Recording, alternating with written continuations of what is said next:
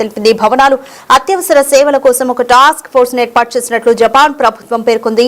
ఈ ప్రకంపనలకు సంబంధించిన తీవ్రతను తెలిపే వీడియోలు కూడా తాజాగా బయటకు వచ్చాయని మీరు బిగ్ టీవీ స్క్రీన్ మీద కూడా చూస్తున్నారు. రైట్, ఒక స్టోర్ లో కూడా భూ ప్రకంపనలకు వస్తువులన్నీ కూడా కింద పడిపోయిన పరిస్థితి కనిపిస్తోంది. ఇళ్లలోంచి కూడా ప్రజలందరూ కూడా బయటికి పరుగులు పెట్టాల్సిన పరిస్థితి. సో వీటిని దాటి ఇంకా రాబోయే 3 గంటల్లో కూడా సునామీ వచ్చే హెచ్చరికలు కూడా వాతావరణ శాఖ జారీ చేయడంతో తీర ప్రాంత ప్రజలందరూ కూడా అప్రమత్తమయ్యారు. వారిని ఎత్తైన ప్రదేశాలకు అధికారులు తరలిస్తున్నారు.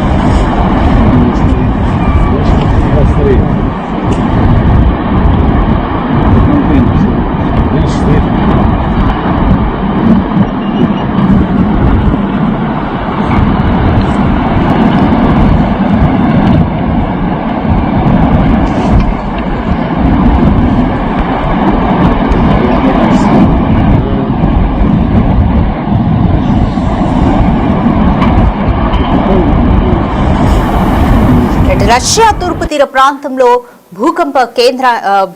భారీ భూకంపం సంభవించింది. అయితే జపాన్ లో భూకంప కేంద్రాన్ని కూడా అధికారులు ఇప్పటికే గుర్తించారు. అయితే తీర ప్రాంత ప్రజల్ని కూడా వాళ్ళంతా ఎత్తైన ప్రదేశాలకు తరలిస్తూ కూడా తగు జాగ్రత్తలు అయితే తీసుకుంటున్నారు. దీనికి సంబంధించి మోర్ డీటెయిల్స్ మా ప్రతినిధి రోహిత్ అందిస్తారు. రైట్ రోహిత్, మనం చూస్తున్నాము రష్యా తూర్పు తీర ప్రాంతంలో భారీ భూకంపం సంభవించింది. వచ్చే 3 గంటల్లో కూడా సునామీ వచ్చే ఛాన్స్ ఉందంటూ కూడా అయితే హెచ్చరించారు అధికారులు. ఎటువంటి జాగ్రత్తలు తీసుకుంటున్నారు? సో 3 గంటల ముందే హెచ్చరిస్తున్నారు కాబట్టి ప్రజలు ఏ విధంగా అప్రమత్తంగా ఉండాలంటారు? రాధిక, రష్యా తీర ప్రాంతంలో భారీ భూకంపం సంభవించింది. నిజానికి 8.7గా భూకంపం సంభవించింది అంటే అది అత్యంత తీవ్రతతో సంభవించిన భూకంపంగానే మనం చెప్పుకోవాల్సి ఉంటుంది.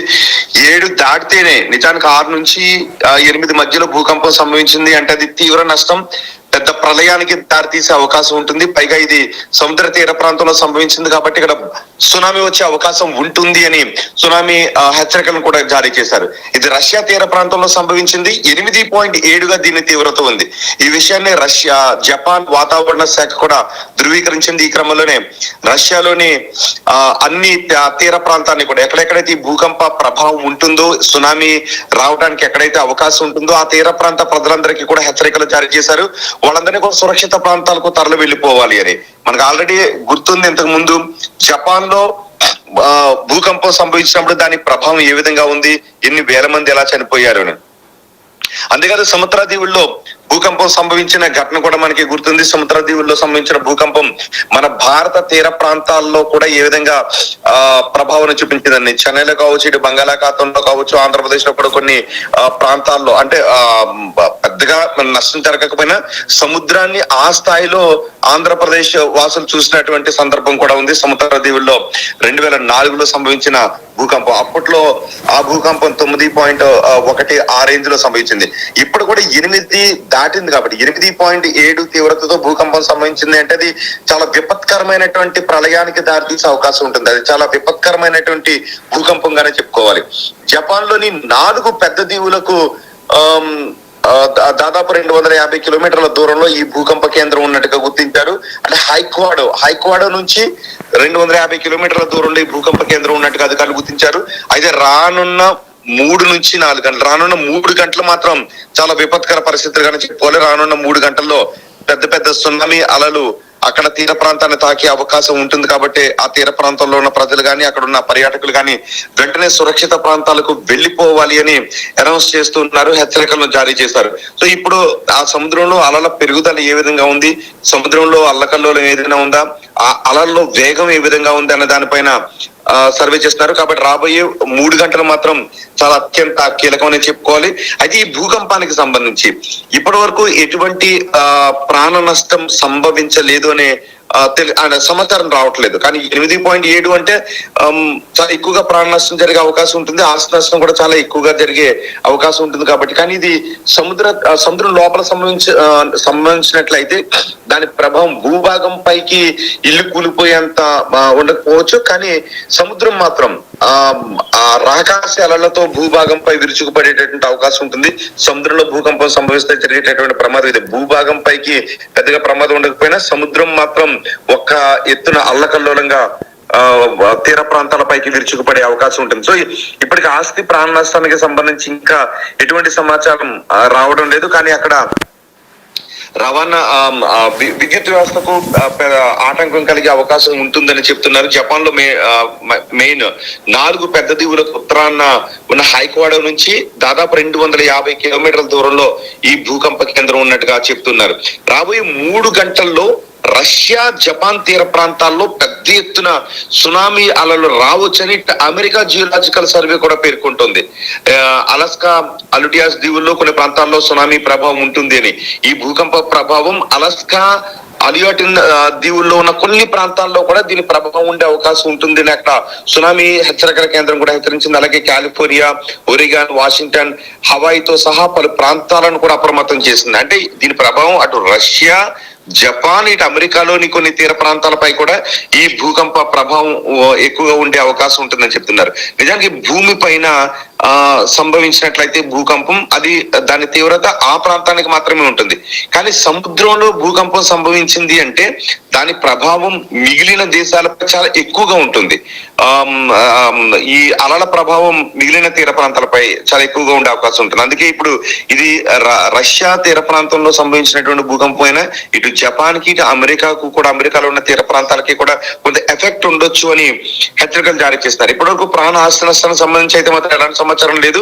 కానీ భూ ప్రకంపన నేపథ్యంలో పెట్రో ప్లావోస్క్ కమచ్కా నగరంలో కొన్ని భవనాలు కంపించాయని ఇటు రష్యా మీడియా కూడా తెలుపుతుంది. దానికి సంబంధించిన కొన్ని వీడియోస్ కూడా సోషల్ మీడియాలో వస్తున్నాయి. రష్యా మీడియా కూడా ఈ విషయాన్ని ధృవీకరిస్తోంది. భూమి కంపించిన దృశ్యాలు రికార్డ్ అయ్యాయని. అయితే జనాలు కూడా అదే సమయంలో ఇళ్ల నుంచి బయటకు పరుగులు తీశారు. నిజానికి భూకంపాలు అంటే రష్యా వాసులకు భూకంపాలు చాలా సుపరిచితం. రష్యాలో ఎప్పుడు భూకంపం సంభవిస్తుందో, ఎప్పుడు ఎటువంటి ప్రళయం విరుచుకుపడుతుందో అని అక్కడ ప్రజలు ఎప్పుడు భయం గుప్పిట్లోనే ఉంటారు. అందుకు తగ్గట్టుగానే అక్కడ నిర్మాణాలు కూడా చేసుకుంటూ ఉంటుంటారు. రష్యాలో ఇప్పుడు భూకంపాలు వస్తూ ఉంటుంటాయి.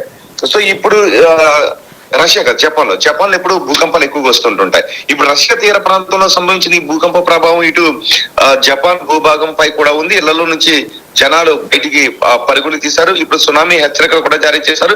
కమత్కా ప్రాంతంలో అయితే విద్యుత్, సెల్ ఫోన్ సేవలు అంటే కమ్యూనికేషన్ అండ్ విద్యుత్ సేవల్లో కూడా కొన్ని అంతరాయాలు ఏర్పడినట్టుగా తెలుస్తుంది. కొన్ని చోట్ల పవర్ కట్ ఏర్పడింది. దీంతో ప్రజలు మళ్ళీ దాన్ని రెజ్యూమ్ చేసేంత వరకు అంటే రాబోయే 3 గంటల తర్వాత సునామీ కదలికలు ఎలాగున్నాయి, సునామీ అలలతో విరుచుకుపడితే దానికి సంబంధించి మనం ఎటువంటి రెస్క్యూ ఆపరేషన్స్ చేపట్టాలి అన్న దానిపైన ఇప్పుడు కేంద్రీకరిస్తున్నారు. అదే సమయంలో విద్యుత్ అండ్ కమ్యూనికేషన్ తెగిపోయిన కమ్యూనికేషన్ వ్యవస్థను కూడా మరి కొన్ని గంటల తర్వాత మాత్రమే వాటిని రెజ్యూమ్ చేసే అవకాశం ఉంటుంది. కమట్కా ప్రాంతంలో అయితే విద్యుత్, సెల్ ఫోన్ సేవల్లో అంతరాయం ఏర్పడిందని చెప్తున్నారు. అత్యవసర సేవల కోసం ఒక టాస్క్ ఫోర్స్ కూడా ఏర్పాటు చేసినట్టుగా జపాన్ ప్రభుత్వం ఇప్పటికే పేర్కొంది. ఈ ప్రకంపనలకు సంబంధించి తెలిపే కొన్ని వీడియోలు కూడా బయటకు వచ్చాయి. ఆ వీడియోలు ఎలా ఉన్నప్పుడు భూకంపం సంభవిస్తున్నప్పుడు ఆ భవనాలు ఊగిపోవడం, అక్కడ ఉన్నటువంటి వస్తువులు చల్లచెదరుగా పడిపోవడం లాంటివి సంభవిస్తున్నాయి. ఎందుకంటే ఇక్కడ ఎక్కువగా ఎందుకు భయపడాల్సి వస్తుంది అంటే 8.7 తీవ్రతతో భూకంపం వస్తే అది చాలా ప్రళయానికి దారితీసే అవకాశాలు ఉంటాయి. భూమి మీద సంభవిస్తే పెద్ద పెద్ద భవనాలు కూడా నీలమట్టం అయిపోతాయి. సముద్రంలో సంభవిస్తే పెద్ద ఎత్తున రాకాశాలతో భూమి వైపు అవి విరుచుకుపడేటటువంటి అవకాశం ఉంటాయి. మనకి 9.1, 9.3 ఆ ప్రాంతంలో ఇండోనేషియాలో ఏర్పడినటువంటి భూకంపం కూడా ఎంత విలయాన్ని సృష్టించిందో మనకు తెలుసు. కాబట్టి ఇప్పుడు రాబోయే 3 గంటలు మాత్రం ఇటు రష్యాకు, జపాన్ కు చాలా క్లిష్ట సమయంగానే చెప్పాలి. Radhika. Right, thank you Rohit. Japan లో భూకంప కేంద్రాన్ని అధికారులు గుర్తించారు. భూకంపం ధాటికి ప్రజలందరూ కూడా పరుగులు పెట్టారు. ఆ భూకంప ప్రకంపనల విజువల్స్ ని కూడా బిగ్ టీవీ స్క్రీన్ మీద మీరు చూసారు.